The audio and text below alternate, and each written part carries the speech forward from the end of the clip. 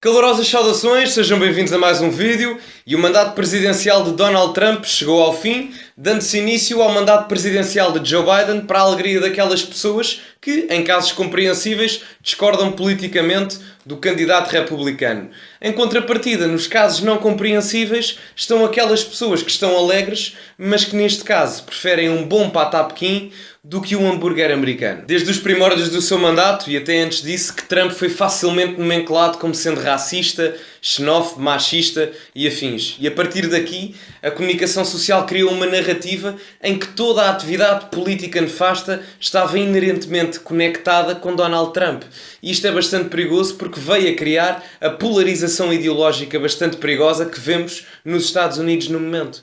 Porque ouvir um grab them by the pussy tornou-se muito mais relevante para escolher um voto do que entender a política fiscal de um candidato presidencial. O exemplo perfeito de que a polarização ideológica nos Estados Unidos chegou a níveis inimagináveis é, por um lado, as manifestações que nós vimos no verão a favor do Black Lives Matter, em que os manifestantes pareciam Adolf Hitler e as lojas e o pequeno comércio pareciam judeus, e, por outro, as invasões que foram vistas a ser feitas ao Capitólio.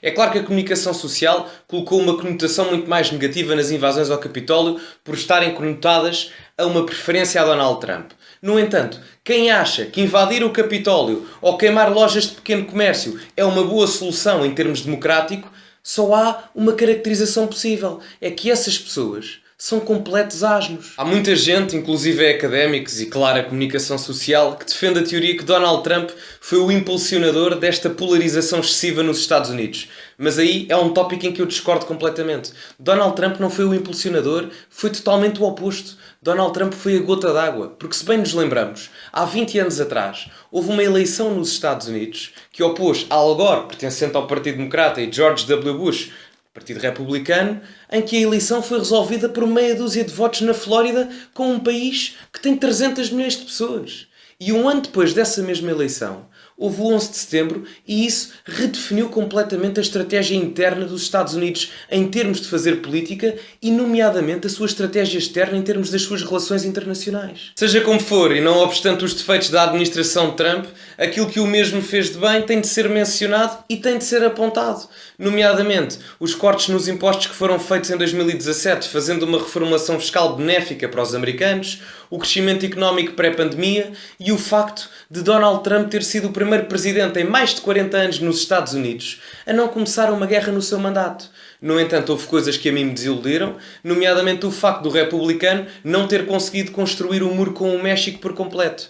E para os fãs de Barack Obama, desse grande fanático pela imigração ilegal, fiquem a saber que nos mandatos presidenciais de Barack Obama foram construídos mais quilómetros desse muro com o México do que nos 4 anos de Donald Trump. Eu desejo a melhor das sortes a Joe Biden e não estou a ser irónico, desejo mesmo, porque eu, ao contrário de alguns camaradas do PS e do PSD, prefiro líderes eleitos democraticamente do que ditadores autoritários que em pleno século XXI têm campos de concentração para muçulmanos. Trump ou Xi Jinping?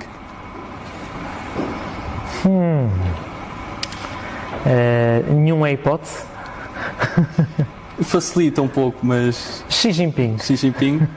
Trump ou Xi Jinping? Xi Jinping.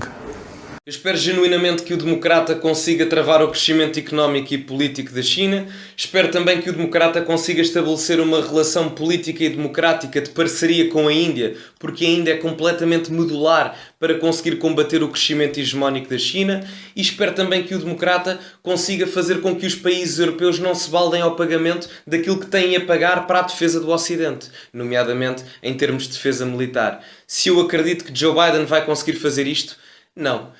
Mas eu espero que ele consiga. Este foi o vídeo, espero que tenham gostado. Metam like, subscrevam e partilhem. E acima de tudo, cultivem-se e até à próxima.